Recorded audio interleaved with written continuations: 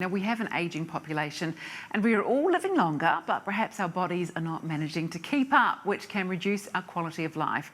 To look at how we can prevent frailty as we age and therefore enjoy those later years, we welcome back to the studio Dr. Frances Pitsilis. It is great to have you back in here. Lovely to actually be here. It's great. It's a bit contextually hard to get used to, isn't it? With caution, yes. Yes, but it's good. Hence the distance. So what are some of the stats around our ageing population? Well, what we have here is at the last census in 2018, we found that the average life expectancy for men was 80 and for women 83 and a half. So that means we've got a lot of people living longer than that. But we're also not replacing couples. That means our fertility rate is 1.75, which means each couple does not quite replace themselves on average. Right. So that means the percentage of our population is getting older.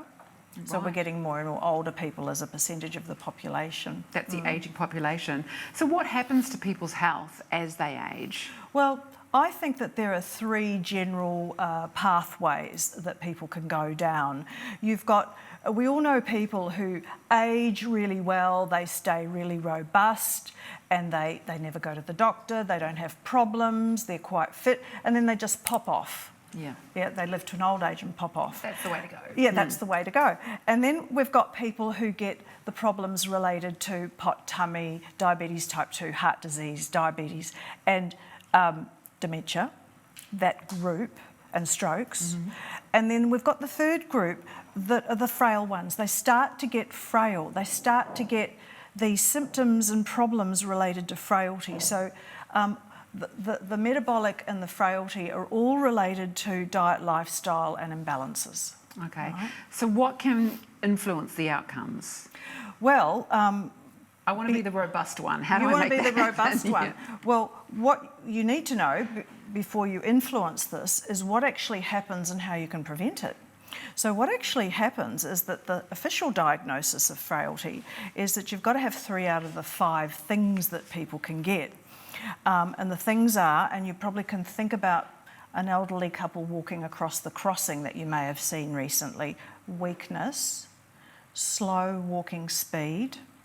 They report that they're exhausted, they have low level of physical activity, and they start losing weight. Now that's 7% of people over 60 and 30% of people over 80. So they start to get thinner and thinner and frailer and lose their muscle, you know. And the other thing is that it's associated with other things like heart failure, dementia, stroke, cancer, losing of your muscle, and doctors call that sarcopenia, and losing of your bones, osteoporosis. Okay. So you start to get all these diseases and problems related to then getting more frail. Now, what can you do, which is what you were asking? Please. Really, you've got to do physical exercise, not just walking, but resistance exercise like weights and vibration training, getting onto a vibration plate, and join a gym if you like, that sort of thing. And Tai Chi, believe it or not, helps. Right. And you've got to have a protein-rich diet and supplement it.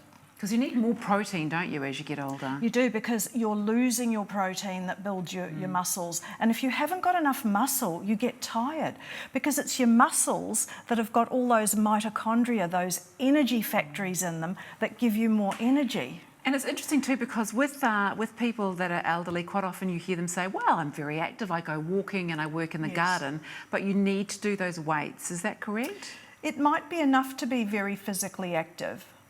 It might be enough, but you'd have to look at each individual and decide, you know, are they really looking, what are their other problems? Do they have osteoporosis? Then they're likely to have not enough muscle.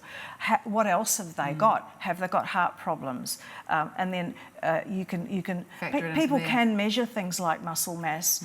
You know, at the gyms, they've got these machines that tell you how much muscle mass and fat you've got. Yes, I had one of those just before lockdown. I had one just after lockdown, and it was interesting. Very interesting. Yeah. What about frailty? Are some people more prone to it? Are you born with a particular body type that might make you more frail as you get older? You're actually right. I've got the pot tummy that runs in my family, so I see that all over my family, and I've got to watch that. And there are people who have really good genes. You see, when I see them in the clinic, they look youthful for their age, and their own parents lived a long time and didn't have a lot of problems. So it can be genetic, but what you're born with your genes can be influenced by your environment and lifestyle. Your lifestyle. Yeah. So the other thing to do is your doctor can help you. Right. So your doctor can do a couple of things.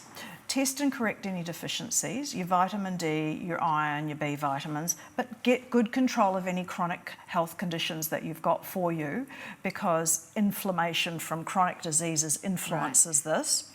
And correct any hormone imbalances like testosterone, thyroid, and the researchers are talking about DHEA, which is an androgen, it's the quality of life hormone, and it's the precursor to estrogen and testosterone, but it really can turn into a whole lot of other things as well for you, and it prevents chronic diseases. So get onto these quickly. Do you take a supplement for DHEA? Or? You could, but I think we're still catching up on that. I think the researchers are still discussing it, and I think the main population is not really looking at that at the moment, but they do know about supplementation of L-Carnitine. You just go to the bodybuilder shop. I was about to say, I'm sure my gym sells that. Yeah, apart from fish oil, go to the bodybuilder shop, get your L-Carnitine, your protein powder, and you could even get something called branched chain amino acids.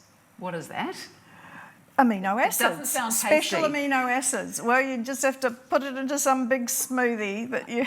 Okay, and so I guess the whole point too is like get these things early so you do go into old age feeling confident and healthy and everything. Excellent. Frances, thank you so much. Pleasure. Always a pleasure. And if you have any concerns about anything that we have discussed this morning, please consult your own health professional.